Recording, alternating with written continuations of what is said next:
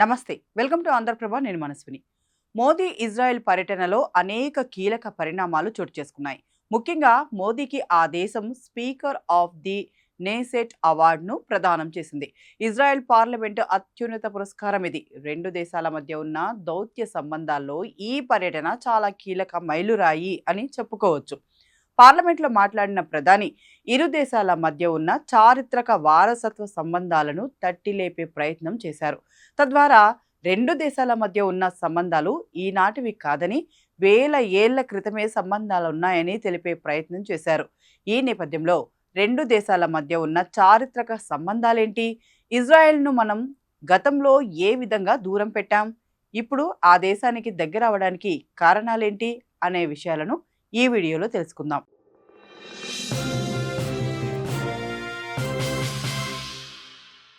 మోదీ తన ప్రసంగం ప్రారంభించడమే 2023 అక్టోబర్ 7న జరిగిన హమాజ్ ఉగ్రవాద దాడిని ఖండిస్తూ ప్రారంభించారు. ఉగ్రవాదానికి తాము పూర్తి వ్యతిరేకమని, భారత్ అనేక దశాబ్దాలుగా ఈ సమస్యతో ఇబ్బంది పడుతోందని ప్రధాని మోదీ పేర్కొన్నారు. ఉగ్రవాదంపై పోరులో ఇజ్రాయెల్కు పూర్తిగా అండగా ఉంటామన్నారు. పార్లమెంట్లో ప్రసంగించిన తొలి భారత ప్రధానిని తానేనని, దీనిని గొప్ప గౌరవంగా భావిస్తున్నానని తెలిపారు. రెండోసారి ఇజ్రాయెల్కు రావడం చాలా ఆనందంగా ఉందని చెప్పారు. భారత్, ఇజ్రాయెల్లు ప్రాచీన నాగరికత కలిగిన దేశాలని గుర్తు చేశారు మోదీ. ఉగ్రవాదాన్ని ఎట్టి పరిస్థితుల్లోనూ సమర్థించలేమని, హమాస్ దాడి చేసి పౌరులను చంపడం దారుణమని చెప్పారు. శాంతి స్థాపన అనేది సులువైన విషయం కాదని అన్నారు. ఇజ్రాయెల్కు అనేక అంశాల్లో భారత్ అండగా నిలుస్తోందని గుర్తు చేశారు.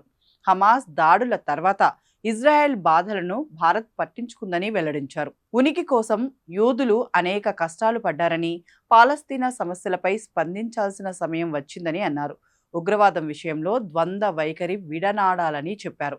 భారత్ చర్చలు, శాంతిని కోరుకుంటోందని, ఇజ్రాయెల్ అందించిన సాంకేతిక పరిజ్ఞానం మర్చిపోలేనిదని అన్నారు. హోలోకాస్ట్ను ప్రపంచ చరిత్రలో చీకటి అధ్యాయంగా అభివర్ణించారు ప్రధానమంత్రి నరేంద్ర మోదీ. ఇరు దేశాల నాగరిక వారసత్వాన్ని ప్రస్తావిస్తూ ఇజ్రాయెల్ సాధించిన ప్రతి విజయాన్ని భారత ప్రజలు గౌరవంతో చూస్తారని పేర్కొన్నారు.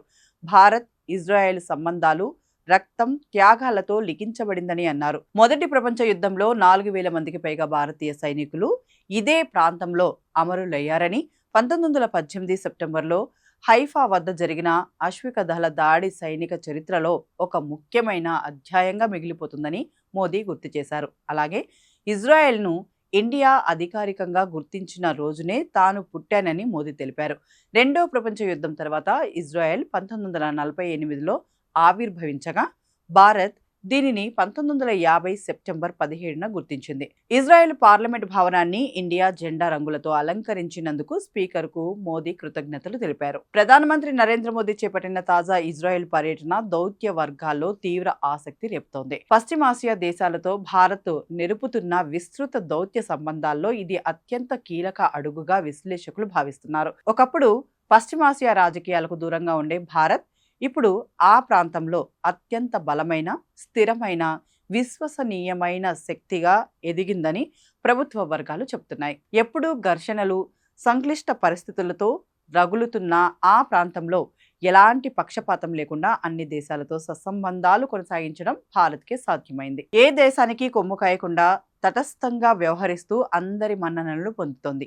వాణిజ్యం, రక్షణ, సాంకేతికత వంటి రంగాల్లో అరబ్ దేశాలతో పాటు ఇజ్రాయెల్తో సమానంగా బంధాన్ని బలోపేతం చేసుకోవడం భారత దౌత్య విజయానికి నిదర్శనంగా నిలుస్తోంది. తాజా పర్యటనతో పశ్చిమాసియాలో కీలక శక్తిగా భారత్ తన స్థానాన్ని మరింత సుస్థిరం చేసుకుందని స్పష్టమవుతోంది. గత కొంతకాలంగా పశ్చిమాసియా దేశాలతో భారత్ వ్యూహాత్మకంగా అడుగులు వేస్తోంది.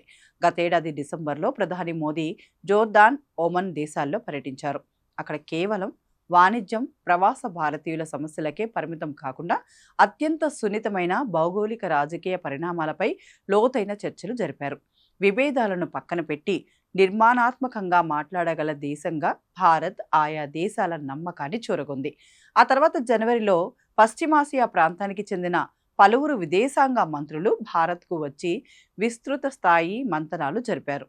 అదే సమయంలో యుఏఈ అధ్యక్షుడు Sheikh Mohamed bin Zayed Al Nahyan న్యూఢిల్లీలో పర్యటించారు. ఇంధన భద్రత, పెట్టుబడులు, సాంకేతిక భాగస్వామ్యాలు, ప్రాంతీయ స్థిరత్వం వంటి కీలక అంశాలపై ఇరు దేశాల మధ్య నిర్మాణాత్మక చర్చలు జరిగాయి. ఇప్పుడు ఇజ్రాయెల్ పర్యటనలోనూ రక్షణ, సాంకేతికత, ఆవిష్కరణల రంగాల్లో భారత్ బలమైన భాగస్వామ్యాన్ని కొనసాగిస్తోంది.